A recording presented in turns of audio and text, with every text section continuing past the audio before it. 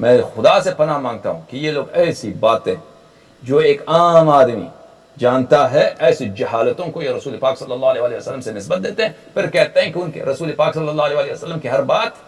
بات ماننا ضروری نہیں ہے، ہر بات ماننا ضروری نہیں ہے، اور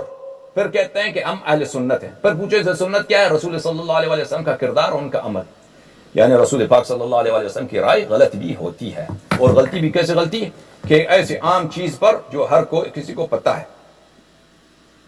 اور تیسری روایت اس میں دیکھیں کہ رسول پاک صلی اللہ علیہ وسلم نے اپنی زبان سے اعتراف کیا ہے کہ وہ ان کا علم لوگوں سے کم ہے۔ یہ دیکھیں عن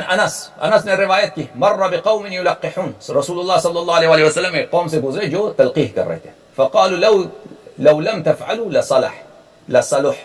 اگر یہ تلقیح نہ کریں تو بہتر ہے، چلو۔ قال فخرج شیسا، پس اس کا پل ہی نہیں نکلا، کہا کہ اگر نہ کریں تو بہتر ہے، اس کا پل ہی نہیں نکلا۔ فمر بهم فقال ما لنخلكم، وہاں سے دوبارہ گزر گئے رسول پاک صلی اللہ علیہ وسلم، تو کہا کہ درختوں کو کیا ہوا، اس میں فروٹ کیوں نہیں ہے؟ توبہ۔ قالوا قلت كذا وكذا، انہوں نے کہا کہ آپ ہی نے تو مشورہ دیا تھا کہ نہ کرنا۔ تو کہا انتم اعلم بامر دنیاکم، آپ لوگ اپنی دنیا کو بہتر جانتے ہیں،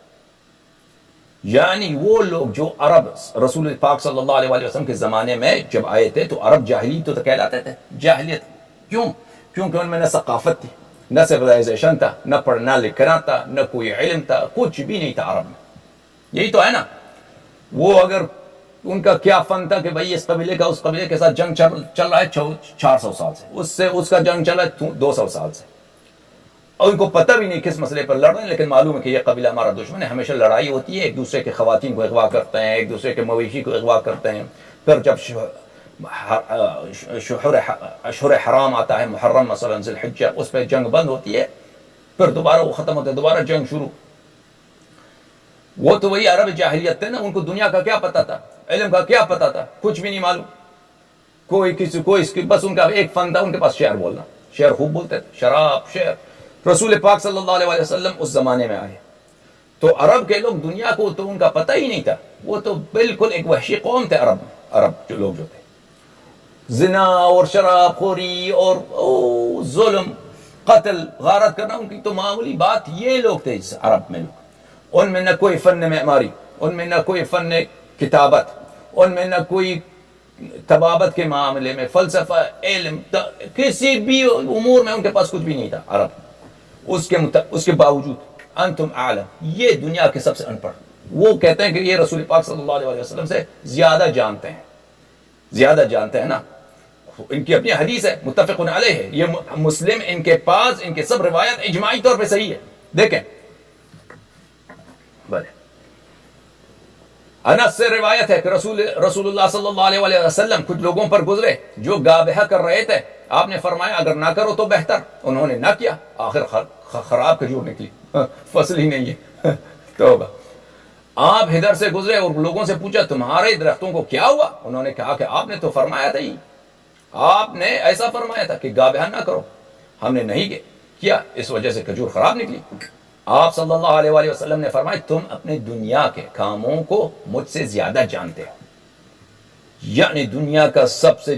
جاہل قوم جو ہے وہ رسول پاک صلی اللہ علیہ وسلم سے بھی عالم ہے، زیادہ دانش، زیادہ علم، زیادہ حکمت رکھتی ہے، تو اس کے یہ کہلاتے ہیں اپنے آپ کو کیا اس کے باوجود ایسی بدتمیزیاں ان کی کتابوں میں اور ایسی جہالتی والے باتیں رسول پاک صلی اللہ علیہ وسلم نے نسبت دینا، اس کے باوجود کہتے ہیں ہم رسول اللہ صلی اللہ علیہ وسلم کے ایسے ہر ایک بات کو مانتے ہیں۔ کیوں جھوٹ بولتے ہو؟ تو ہم نے اپنی کتابوں میں لکھا ہے کہ رسول پاک صلی اللہ علیہ وسلم جاہل ترین لوگوں میں سے بھی علیہ باللہ دنیا کے معاملے میں جاہل تھے، صرف وہ یہ دینی مسائل جانتے تھے، بس